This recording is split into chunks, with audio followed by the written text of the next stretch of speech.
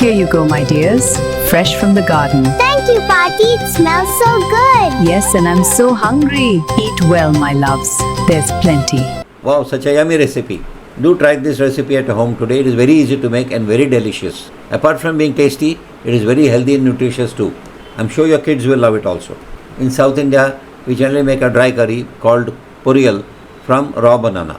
But when preparing it, they discard the skin of the banana, the peel of the banana. However, this recipe shows you how you can utilize that banana skin to make another delicious curry.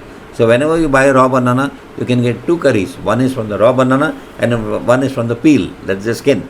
If you want the recipe for a raw banana curry, I can give you 3 recipes for different curries made from raw banana, and each of them tastes yummy. If you want these recipes, write banana curry in the comments and I'll share this with you.